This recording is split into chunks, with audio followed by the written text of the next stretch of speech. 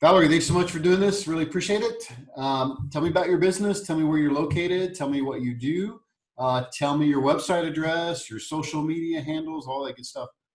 Yeah, so I'm Valerie Gernhauser. I own several wedding planning companies. I'm in New Orleans, Louisiana, so I primarily deal with destination to New Orleans clients from all over. And my main business that I'm most known for is Sapphire Events. So sapphireevents.com, that's Sapphire with 2 P's. It's amazing Gotcha. to me how many people just spell it with one. Yeah. But I have a sister brand to Sapphire Events, which I describe as Sapphire focuses on high production value events, and we only do like 4 to 6 a year. So the sister company is a little more approachable in terms of the volume. It's called Ruby and Pearl Events, rubyandpearlevents.com. Nice.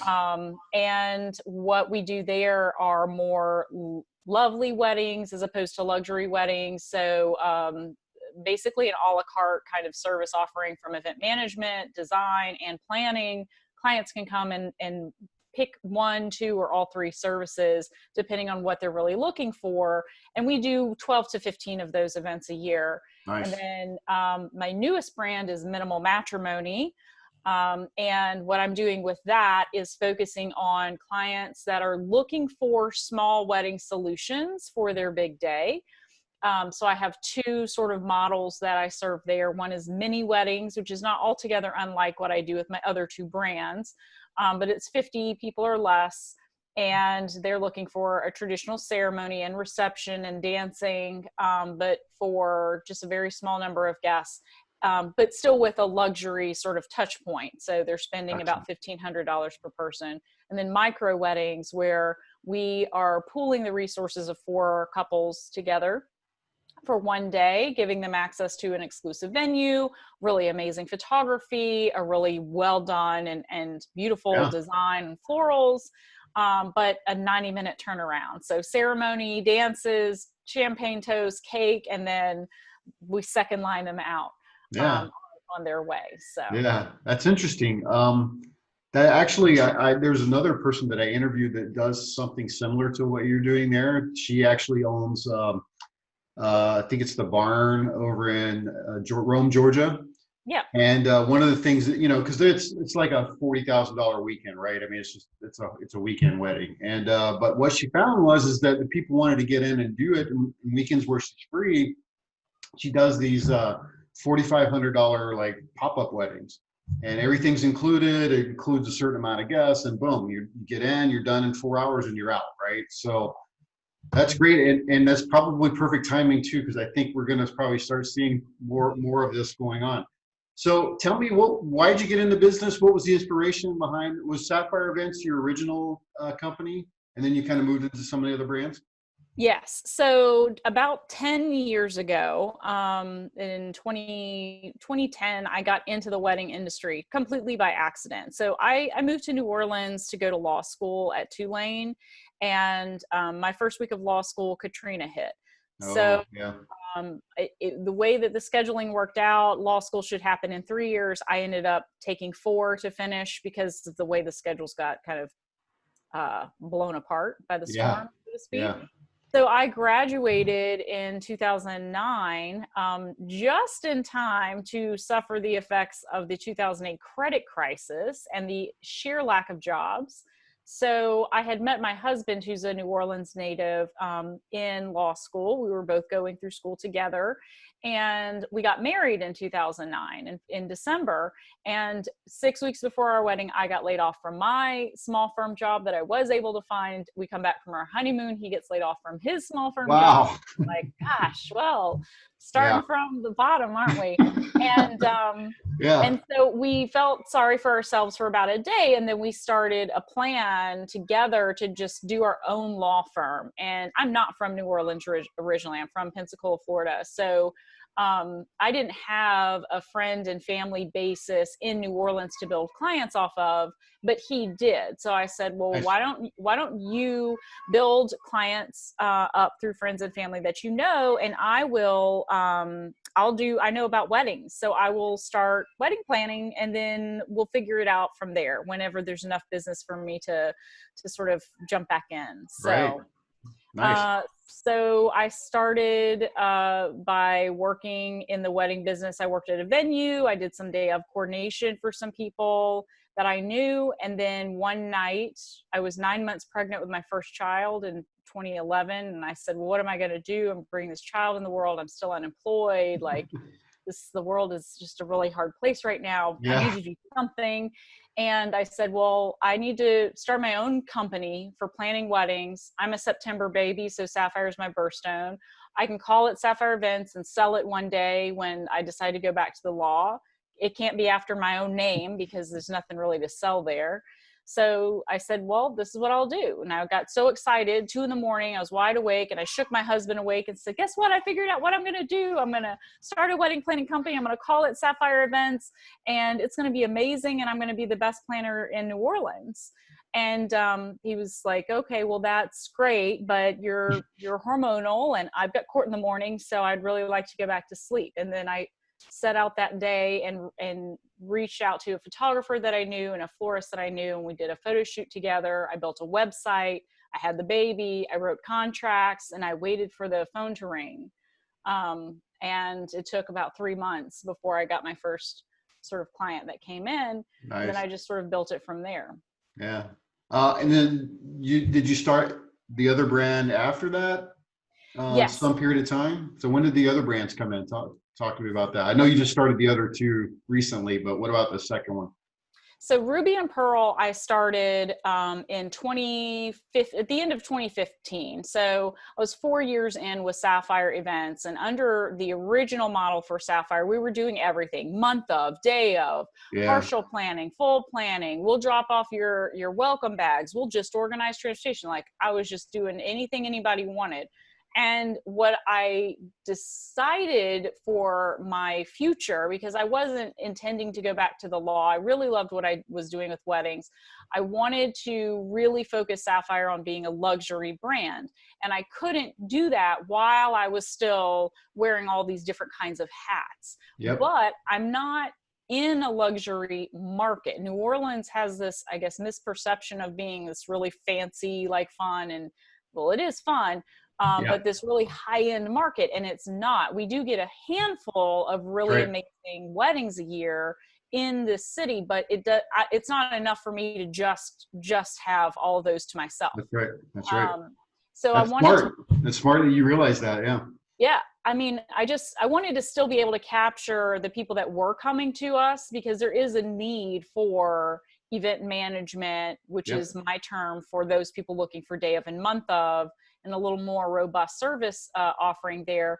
So I knew that I could still capture the middle market that had a need, and I knew how to serve that need. So I don't like leaving money on the table.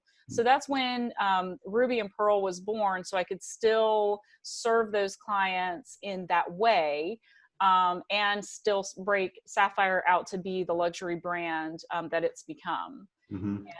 And then Minimal Matrimony just come about this year as sort of a discovery of mine that a lot of millennials have online. Millennial couples are in Facebook forums and other places, Reddit, and they're talking about the fact that they feel like they've been forced into this large wedding situation that they didn't really want by mom and dad and these societal expectations. And all they ever wanted was a small wedding. And the more I've been reading that, it really struck home with me, because that's really all I wanted for myself too. We had a very fun and great wedding, my husband and I did, but there were 250 people, and it was big. But I kind of am drawn to that small wedding setup anyway. And so I think it's a business model that will have staying power, because there's a large segment of the market that's looking for these solutions, and it just isn't readily available right now. So yeah, that's good. That's good. That's smart. So what is the process for people? Most of your people come from referrals? Do they contact you online? And then when they connect with you, what is the process to start to do business with you? Sure. So I get a lot of clients from Google search. So my website is the most important part of my business. It's not just my storefront like it is for everyone else, but my clients, like I said, are destination to New Orleans. So Yep. they are very, very savvy, and they do a lot of research, and they are Google searching all the time. So they'll come and find my website, and then they'll inquire through my form, and then we get on the phone, and really before I send them any information, because I sell several businesses, I kind of want to get them on the phone to decide, are they really a Sapphire client, or are they more a Ruby and Pearl client? Mm-hmm. I have some questions that I ask to sort of discern what fit is going to be better for them, and then that's how I pivot the sales call and then talk to them. And then once they're on board, I have a team. I have 3 employees that work for me. So it's a team effort among the 4 of us with our clients. Yeah. Very collaborative effort, but we do it all pretty much virtually. And then, yeah, it's the most fun event of their lives. And they show up and everything works out and they live Yeah, happily ever after, right? exactly. What would you say, like today, you talked earlier about like millennials just want to have smaller events. I agree with you. I think that's exactly what they want. And there's pressure from society and from family to have, especially if you have certain families that have large families, the smaller families, probably not so much, right? Or, if you have disconnected families, it's probably not so much. But what would you say is probably like one of the things that you see them asking for or wanting today versus outside of the smaller wedding thing? In terms of like what they want for their Yeah, event. what they want for their event, what are they thinking about? Like, is it a big party, just the experience, or My clients these days are pretty consistent across the board, no matter what like business they fit into. They all say at the end of the day, they want a really fun party with great food, great music, and a really great time. And those things tell me it's an experiential investment that they're making across the board. It is a huge emotional investment, of course. It's a lot of money on one day to spend. yeah, But at the end of it all, what they want is that experience to be bar none, just blown out for all of their friends and family to say, this is the best time I have ever had. And you don't have to do this like creative, I suspended one crazy wedding that we did was we suspended 25,000 tulips over a dance floor in the oldest building in the Mississippi River Valley. Okay, so you don't have to do that every time for guests or clients to say, this is the best wedding I've ever been to. This is the best experience I've ever had. mm-hmm. Frankly, New Orleans is that for most people. So you don't have to do a whole lot to it. But just bring the power. Like the music has got to be amazing. The atmosphere has got to be phenomenal, and our food, our culture, our architecture, we just have so much at our fingertips in this amazing city Yeah. that everybody walks away having the best day of their life. Yeah, that's awesome. What would you say, like, if you for advice for couples that are looking to have like a destination wedding in New Orleans, what should they be thinking about? What questions should they be asking themselves? Primarily focusing on time of year, okay, because it's not wedding season. I think generally around the country is primarily over the summer months, and that Yeah, is probably the worst time to be in New Orleans. So yeah, it's for just sure. so hot and Yeah, humid, and it rains every single day. So I definitely think that one of the very first things that they need to consider is what time of year is going to be best for their schedules and then to asking all of their VIPs who are traveling in, do they have parents that are teachers or sisters that are nurses, and other things to consider, because this wedding season in New Orleans is in fall and spring, which conflicts with just about all the other good stuff going on in people's lives. So yeah, that's a big one too, but also the venue. What do they envision for their venue? We have maybe 75 venues I can think off of the top of my head right off the bat that we work at.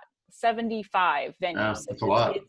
It's a lot. We have so many options. We have parks, we have churches, we have ballrooms, we have very historic places. We have the French Quarter, the Garden District, we have City Park. Like, we have so many different options. So the venue search is one of the most overwhelming parts of that process for a lot of clients who come in from out of town. And they, like I said, they do their research online, and they usually give me a list of about 12 venues that they want to see when they come in. And some of them are great for the parameters the clients have to work with, but others are not so good. And so it's up to me to say, I know you like this venue, and yeah, it is really cool online, but it is way too small at the end of the day for the number of guests that you have, and it's just not going to work. So knowing whether you want outdoor, indoor, ballroom, if you know you want to be in the French Quarter, or you know you want to avoid it, those kinds of things are really helpful for that venue search. That's good. Those are great things to be thinking about. Let's switch gears a little bit and talk about the business side of things. For you as a company, over the past couple of years, what would you say has been working well for you? Oh man. My pricing's been working really well for me. Explain that. Yeah, what do you mean? Yeah, so this is our first time meeting, but others that might have come across my talks, I sell a pricing for profit course, a webinar course to other businesses that are in the wedding industry. And it's a formula that I came up with right at the time I split Sapphire and Ruby and Pearl off in around 2015. I started changing my pricing structure radically, where I was capturing a percentage of the overall budget that clients would spend with me, but I would sell it in a different way. I'm not just like, oh, well, it's 18% or whatever, because other planners do that. But I came up with a way to sell it to clients where it was a 3-part pricing structure, where we get paid a planning and design fee and a percentage, and then have an event management fee. Because when you boil down what we do to just the main ingredients as a planner, we plan, design, produce, and manage the event. So I get paid for kind of fees for this. And there's a whole like psychology and process and procedure to selling it in this way. And it changed my business. I was charging a flat fee for planning. At 2015, I was at an $8,500 flat fee. And I started out in 2011 charging $3,800. So like I would just book a couple and then raise it and book a couple more. And, there's no manual when you come into this business of how to run a wedding business for profit. So a lot of people just end up, throwing spaghetti at the wall and seeing what sticks when it comes to pricing. I can't operate a business that way and know that I've got 4 kids I have to provide for. I want to contribute to my household. I need this job to work for me. I need this business to make money. So the only way to do that is to become profitable. And the way to do that is to not charge too little for what it is that I'm doing. So at $8,500 in 2015, I had several weddings that I was like, this is for the birds. Like I just, $8,500 is a lot of money to any one person, but it is not worth what I just went through. Yeah, I agree with you, especially in the planner space, because the amount of work that you guys put into the effort to make this event happen is mind-boggling to me. And the amount that people get paid to do it is like, I don't know how you make a living on that. It's just impossible. So I'm glad that you did something different and came up with a formula. So what else is working for you? So going hand in hand with my pricing was changing my process with how I was dealing with my clients. One of the things that I had been doing prior to the complete change in my pricing structure was a client would come into me and we would get them onboarded and do the whole thing. But when it came to picking vendors, We would show them 3, shop them around. We would go to 3 florists. We would go to 3 cake bakers. We would look at 3 different rental companies. Mhm. And that got entirely too time consuming and burdensome for everyone, not just for me, for my clients Oh too, yeah. who would walk away completely like confused and Drained. befuddled. Yes, and drained. My vendors weren't so happy because they were jumping through all these hoops to get, proposals ready on the off chance that they might win the job, and 2 out of 3 are going to lose the job. So I that wasn't ever really settling well with me. So at the same time I changed my pricing, I changed my process to where it was very streamlined, and we at our company would take the leadership role in telling our clients who they would book, essentially. And that was a bit of a risk because and I teach this too as part of my course, and I get a lot of questions from planners that say, well, my clients really want to look at 3 different florists, for example. And you have to stand in your own light as a planner. Like, they come to you because you are the expert. You know what is best for them. They want you to tell them what is best. Yeah. The easy way out is to say, I'm just going to be an escort for you for the next 12 months and escort you to all of these different vendors that you'll end up picking. And the whole process is frustrating. So by doing it that way, we present to our clients a design about 6 months out from their wedding. It's the same every single client. 6 months out from their wedding, we're going to have it all figured out, all laid out for them. And we know the budget going into it. They have reserved their florist, their rental company, their lighting company, production company in advance. So they haven't even seen a proposal, but they rely on us to say, yes, this person is going to be on budget for you. Yeah. You need to book them to get on their calendar. And then we're going to show you the design 6 months out. So that's great because we spend 1.5 to 2 full days with our clients, showing them their entire design. They get to see it in person as well, not just in the presentation, which is 2-dimensional, but they get to see a mock-up. They get to taste the food. We do a walkthrough. They get to see and feel and touch everything in those 2 days, rather than cramming in, a dozen meetings that they still come away not knowing anything. So that's awesome. Worked really well. That's awesome. What's the name of your course, Valerie? It's called Sapphire Sessions, Pricing for Profit, but I'm actually launching a redux version, a new version of this. All right. That is going to be called the Valerie Gernhauser method, because as it's gotten passed around word of mouth online over the years, few people refer to it as the Sapphire Sessions. And I'm not really married to that name anyway. I just sort of came up with it because of my brand. But everybody says, oh, the Valerie Gernhauser method of pricing, or the Valerie Gernhauser method of this. I'm like, well, then the people have spoken. It's going to be. That's right. People have spoken. Yeah. So, okay. Cool. When are you relaunching it? That will be July of this year. So I'm working right now on the content, streamlining the content and breaking it out in a different way that's a little more accessible to our users. Okay. So that'll be coming in a few weeks. All right, cool. Good. I'll keep an eye out for it.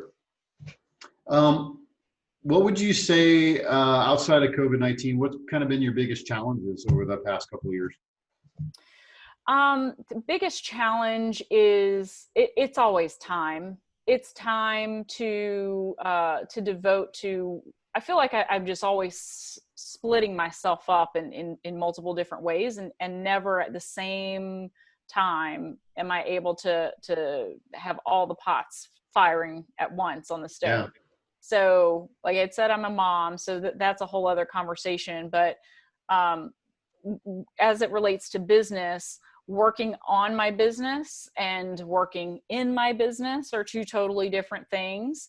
But being able to take this time in COVID to work on things that I have ignored for a very long time, like my SEO, blogging, putting together a content calendar now, not just for one brand, but for 3 brands. Yep. Why did I do this to myself? But that's the kind of stuff that I really love doing, because I think the reason why I have these 3 brands is because the messaging to each one of the clients that are attracted to these brands is completely different, and the strategy behind that is different. I'm a strategy and numbers person, so I've not had enough time in the thick of wedding season, or the thick of, constantly on the wedding grind, Yep. to say, I need to go back and like, let's look at my SEO. I haven't looked at that in forever. Let's come up with a real social strategy now. Let's learn something new. I just started a YouTube channel this year because I wanted to be inspired by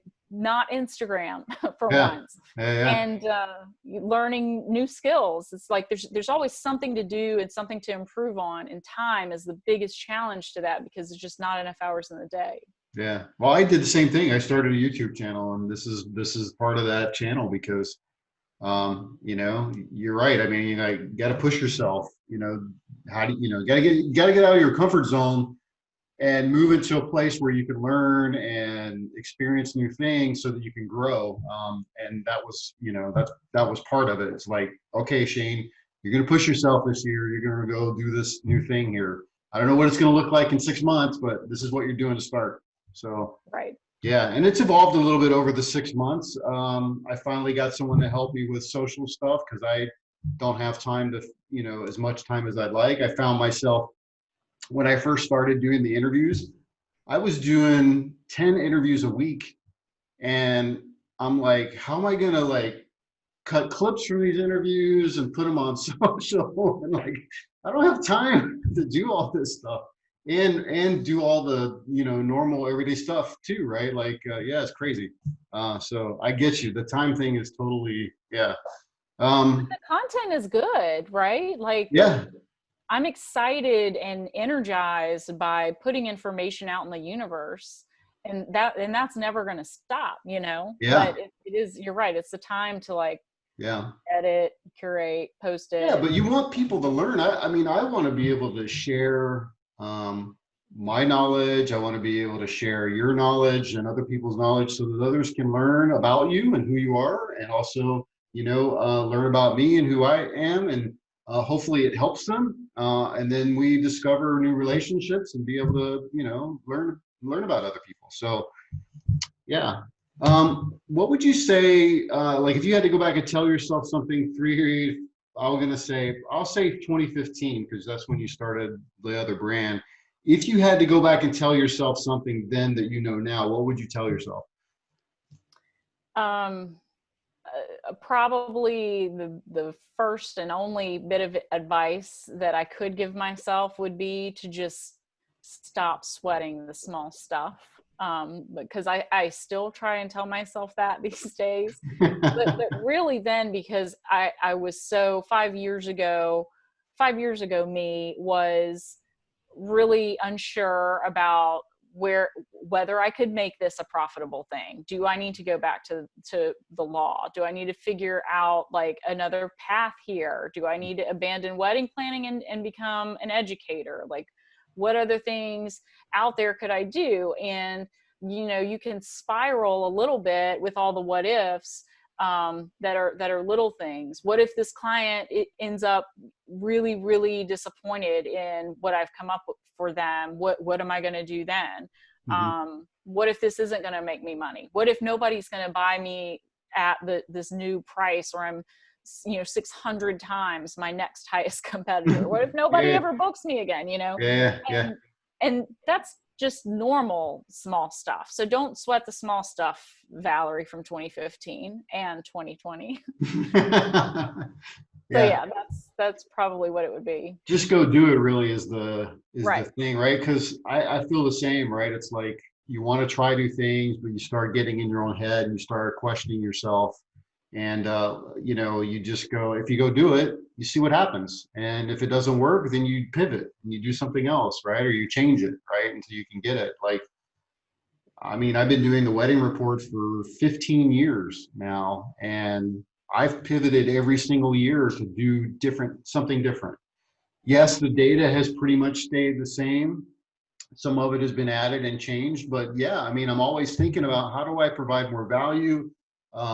How do I make it the right price for people? How do, all of those things are the things that how do you get more exposure, right? How do you go against the big companies that are also doing stats and data, right?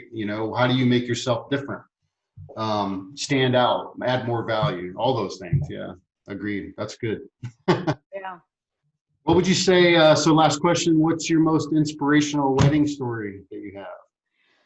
So appropriate for this weekend as we have a tropical storm staring us in the face. I guess it's 2.5 years ago now, 2017. Yeah, 2017 in October. So at the tail end of hurricane season, I had a Right. wedding in Mississippi on the beach at a private home that had been washed away in Katrina. And the family wanted to bring memories back to the property. They hadn't rebuilt anything, but they wanted everyone to come back and have their son's wedding at this place right on the coast and make it really special. And it was a beautifully designed event. It was all the things that I wanted for the next level of my business. And I do this thing where I'll hire a videographer to film behind the scenes for my biggest event of the season. Yeah. And so this was that wedding. Well, in true, Sapphire Events form, we usually get like some weird thing happens that is just, well, there you go. Well, we had a hurricane that was threatening to strike, not just anywhere on the Gulf Coast, but pretty much exactly where this wedding was to take place, right on the Wow. beach, at like the time that the bride was supposed to walk down the aisle. Jeez. So it was a week-long build. We had to like ship things in and like create where there was nothing. Like we had this thing landscaped. We had power grids that we had to create from scratch. We had water sources, all this stuff we'd been building for months, and then building the thing the week of the event. And now this hurricane is going to hit on Saturday. So we had pretty much everything in place. And the clients are freaking out and are saying, well, we're probably just going to we have this warehouse in New Orleans. We're just going to like have it all in this warehouse, which is like not at all the event that we had designed, Oh, period. yeah. And frankly, all the stuff was already sitting in Mississippi. So they were going to forfeit everything that they had purchased. It was just going to be a disaster. So I said, here's what we can do. We can move the time of the wedding up earlier in the day. It won't happen in the evening, but we can maybe do in the brunch hour and get y'all out of here before the big stuff happens. Or we can just do it the day before on Friday, which they had a lot of people coming in from out of town. They were all coming in on Friday. There were no winds or rain for Friday. That was going to start on Saturday because that was the other thing. Even if we moved it up, we'd still have rain. Yeah. So I said, we can just move it up an entire day. And I said, it's all right there. We just have to get the food, Yeah. and Yeah. that was on Thursday. So we had a day to decide that that's what we were going to do. And we did it. It took 2 hours of making all the phone calls, checking with vendors. The only person that wasn't able to make it was the band because they were already committed for Friday. Yeah. But what they ended up doing was playing Saturday. Basically, they took their rehearsal dinner that was going to be Friday night and made it Saturday morning after the wedding. So the band played for the rehearsal dinner Oh, the nice. next day. And so that was a crazy time. But one of the inspirational moments from this day that I will remember forever, and this is why I do what I do, is that the bride's mom had her mother, who is elderly, that had flown in from Massachusetts, came to the wedding. Like she got there right on time, like literally right off the plane, got all the way to Mississippi, sat down, and then we send the bride down the aisle. Mom came up to me at some point in the night and she said, I just want you to know how special it is that you were able to make this happen the way that it needed to happen. So my mom could be here, so we could be here, so we could have the wedding that we wanted in the first place. And you did that. And she's like crying, and I was holding it together, but I walked away and cried. But Yeah. that's so amazing, because what I do is I have the privilege of being the person driving the bus on the best day of these people's lives. This Yeah. isn't just another Saturday for me. It's game 7 of the World Series. Every single day I show up to a wedding. That's right. So that's Wow. my story. That's a beautiful story. Thanks for sharing that. Sure. Valerie, thanks so much. Really Thank you. appreciate it. You have a great weekend, and we'll talk to Awesome. you soon. Thanks. All right, bye. Bye.